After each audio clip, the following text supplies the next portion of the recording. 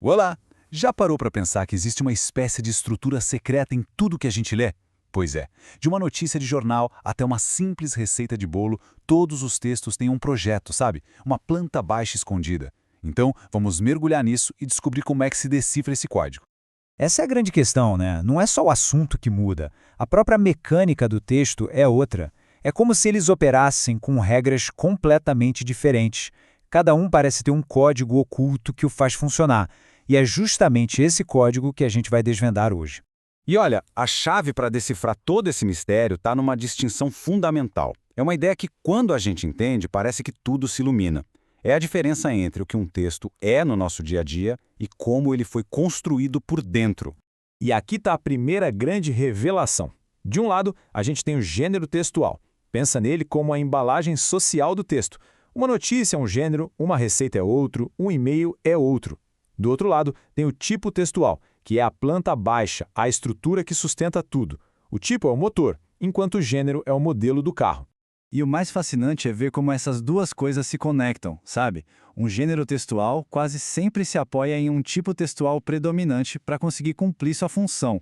Vamos ver como é que isso funciona na prática, que fica mais claro. Olha que legal! Isso aqui ilustra a ideia de um jeito brilhante. Uma notícia, que é um gênero, usa a estrutura de um tipo narrativo para contar os fatos. Uma receita, por sua vez, usa a estrutura do tipo injuntivo para dar ordens. Já um editorial, que precisa convencer, se baseia na estrutura do tipo argumentativo. A partir daqui, a gente começa a enxergar a matriz por trás de tudo que se lê. Ótimo! Agora que essa base está clara, vamos fazer uma espécie de expedição. Esse aqui vai ser o nosso guia de campo para a gente identificar as principais espécies de tipos textuais que encontramos por aí. Vamos analisar uma por uma. E a nossa primeira espécie é, talvez a mais familiar de todas, o contador de histórias. É a estrutura que está na base de como a gente compartilha experiências e acontecimentos desde sempre. Então, o ponto central é esse. Sempre que um texto tem como objetivo principal contar algo que aconteceu, uma sequência de eventos, pronto, estamos diante de um texto narrativo. Simples assim. E como um bom detetive, a gente procura pistas, certo? Verbos no passado, uma linha do tempo bem definida, um foco nas ações. Essas são as pegadas clássicas do tipo narrativo. É essa estrutura que dá vida tanto a romances e crônicas quanto a notícias de jornal. Vamos para a nossa segunda espécie. Se o narrativo conta o que aconteceu, o descritivo nos mostra como algo é. Ele é o artista do grupo, o pintor de palavras. A missão dele é construir uma imagem mental na cabeça de quem está lendo. O foco é total em detalhar, em apresentar as características de alguma coisa ou de alguém, criando um verdadeiro retrato verbal. Aqui as pistas são outras. Uma abundância de adjetivos, verbos de ligação como ser, estar, parecer e listas de características são os sinais mais claros. A gente encontra essa estrutura em laudos técnicos, em perfis profissionais e, claro, naquelas passagens de livros que fazem a gente visualizar uma paisagem inteira. Seguindo em frente, a gente encontra uma espécie bem poderosa, aquela que não quer só informar, mas quer convencer. Esse é o texto que tem um ponto de vista e que luta por ele.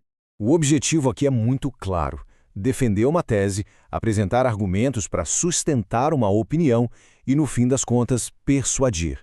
É a estrutura do debate, da defesa de ideias. E as armas do texto argumentativo são a linguagem que expressa opinião, os conectivos que criam relações de causa e consequência, como portanto e contudo, e, obviamente, a defesa de uma tese central. É o motor por trás dos artigos de opinião e das redações de vestibular. E chegamos à nossa última espécie, a mais direta e orientada para a ação. Esse é o guia prático, o tipo de texto que dá instruções e que, basicamente, diz o que fazer. É isso. A função dele é guiar o comportamento, seja através de uma ordem, um conselho ou um passo a passo. Ele não conta uma história, nem defende uma ideia. Ele manda fazer. As pistas aqui são inconfundíveis. Verbos no imperativo, faça, pegue, misture e uma linguagem super direta. É a estrutura por trás dos manuais, das receitas e das instruções de uma prova. Impossível não reconhecer. E aqui um resumo visual perfeito. Essa tabela é como se fosse uma colinha para o nosso guia de campo. O narrativo foca na ação, o descritivo no detalhe, o argumentativo na opinião e o injuntivo na ordem. 4 finalidades, 4 elementos centrais. Fica bem fácil de lembrar. Mas, assim como na biologia, na vida real as coisas são um pouco mais complexas.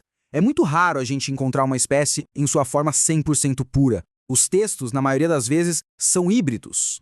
E esse é um ponto avançado, mas que é crucial. Um romance, por exemplo, que é majoritariamente narrativo, precisa de trechos descritivos para construir o cenário. Um artigo de opinião, que é argumentativo, pode usar uma pequena narração para ilustrar um ponto.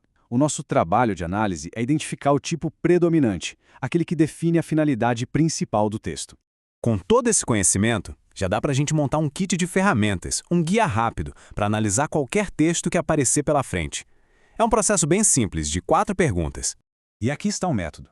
Ao encontrar um texto, basta fazer essas perguntas em sequência. A resposta que melhor se encaixar na finalidade principal do texto vai revelar o seu tipo predominante. É um diagnóstico rápido e, olha, muito eficaz. Pronto, a estrutura oculta foi revelada. O código não é mais tão secreto assim. Agora, a experiência de ler nunca mais vai ser a mesma. A questão que fica no ar é, com essa nova ferramenta em mãos, qual será o primeiro texto a ser decodificado? A aventura da análise está só começando.